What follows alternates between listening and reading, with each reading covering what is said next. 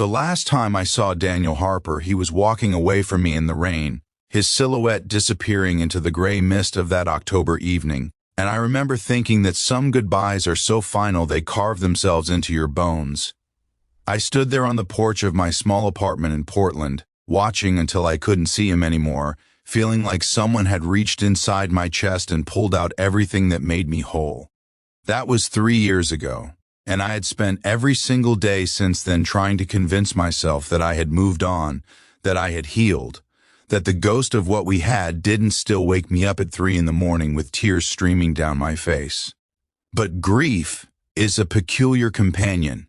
It doesn't ask for permission, and it certainly doesn't follow any timeline that makes sense. I had built an entire life around his absence, structured my days so carefully that there was no room for the memories to slip through the cracks, and yet somehow they always found a way. Every coffee shop we used to visit together, every song that played on the radio, every sunset that painted the sky in those impossible shades of orange and purple that he loved so much, became a reminder of everything I had lost.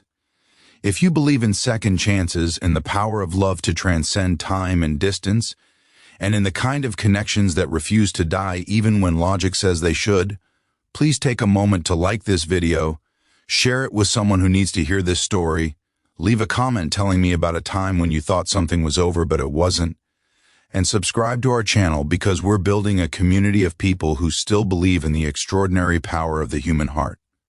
My name is Sarah Mitchell, and I'm a photographer, which is probably the most cliched profession for someone nursing a broken heart, but there you have it. I spent my days capturing other people's happy moments, their weddings and engagements and family portraits, all while feeling like I was observing life from behind a thick pane of glass. My friends told me I needed to date again, to put myself out there, to stop living in the past, and I tried.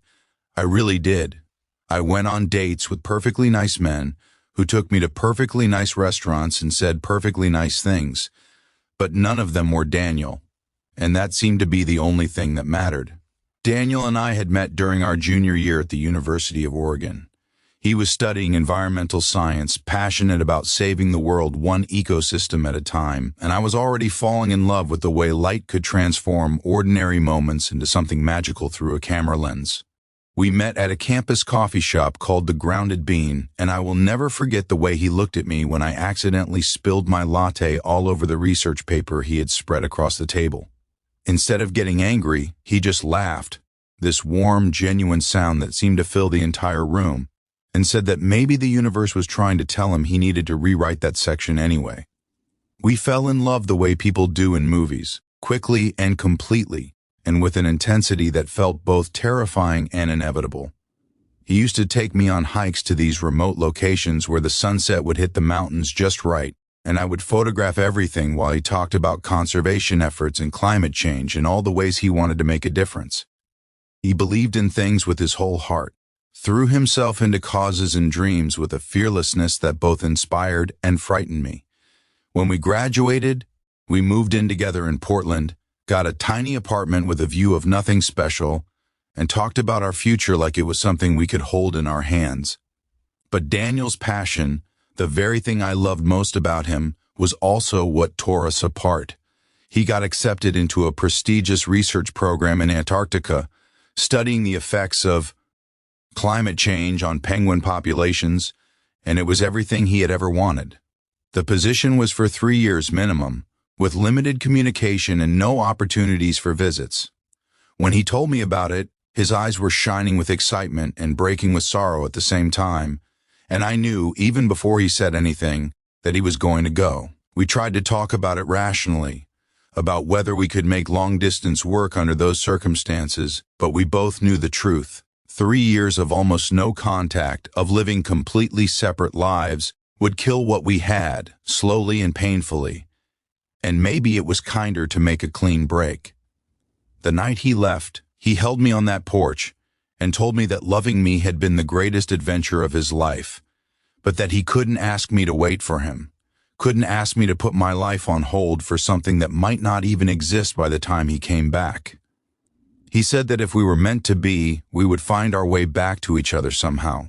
I told him I understood, even though I didn't, even though every cell in my body was screaming at him to stay. And then he walked away into the rain, and I felt something fundamental inside me shatter into pieces so small I wasn't sure they could ever be put back together. The first year after he left was the hardest. I threw myself into my work, building my photography business from the ground up, taking on every client I could find, working 16-hour days just so I wouldn't have to think about the empty space beside me in bed. My friends rallied around me, took me out on girls' nights, set me up on blind dates that went nowhere, and slowly, gradually, I started to feel like maybe I could survive this. The second year was easier, or maybe I just got better at pretending. I stopped checking his social media profiles, stopped wondering what he was doing at the South Pole, stopped calculating the time difference and imagining his days. I told myself I was healing. By the third year, I had almost convinced myself that I had moved on. I had a thriving business, a nice group of friends, a comfortable routine that didn't include space for the kind of soul-crushing love that Daniel and I had shared. I went on a few more dates, even had a brief relationship with a lawyer named Marcus who was kind and stable and everything that made sense on paper. But it ended after 4 months because he said I was still in love with someone else. And the worst part was that he was right. Then came that Tuesday in late September, 3 years and 11 months after Daniel had left. I was finishing up a wedding shoot at a vineyard just outside Portland, capturing the golden hour shots that every bride dreams of, when my phone rang. It was a number I didn't recognize and I almost didn't answer it, but something made me pick up. The voice on the other end was crackling with static, distant and familiar at the same time, and it took me a full 5 seconds to realize it was Daniel. He said my name like a question, like he wasn't sure I would remember him, which was so absurd it almost made me laugh. He told me his research program had ended early, that he was back in the States, that he was in Portland, and that he needed to see me. My hands were shaking so hard I could barely hold the phone. I asked him where he was, and he gave me an address that I recognized immediately. It was the spot where he used to take me to watch the sunset, a clearing at the top of Mount Tabor that overlooked the entire city. I left the wedding venue in a daze, barely remembering to grab my camera equipment, and drove through the city like someone possessed. My mind was racing with 1,000 questions and fears and hopes that I'd spent 3 years trying to bury. What if he looked different? What if I looked different? What if whatever we had was gone, buried under the weight of all that time and distance? What if seeing him again just reopened wounds that had barely begun to heal? The sun was already starting to set when I pulled into the parking lot at Mount Tabor. I hiked up the trail with my heart pounding so hard I thought it might break through my ribs, and when I reached the clearing, there he was. Daniel was standing with his back to me, facing the sunset, and for a moment I just stood there, taking him in. He was thinner than I remembered, his hair longer, and there was something different about the way he held himself, like he was carrying the weight of everything he had seen and done in those 3 years. When he turned around and saw me, the smile that spread across his face was the same one I remembered from that day in the coffee shop, warm and genuine and full of light. We didn't say anything at first. We just stood there looking at each other while the sun painted the sky in impossible shades of orange and purple, and I felt something inside me that I thought was dead start to flutter back to life. He finally spoke, his voice rough with emotion, and told me that every single day at the South Pole, every moment surrounded by ice and penguins and the kind of isolation most people can't even imagine, he had thought about me. He said he had tried to move on, tried to convince himself that what we had was just a chapter that had ended, but that he couldn't do it.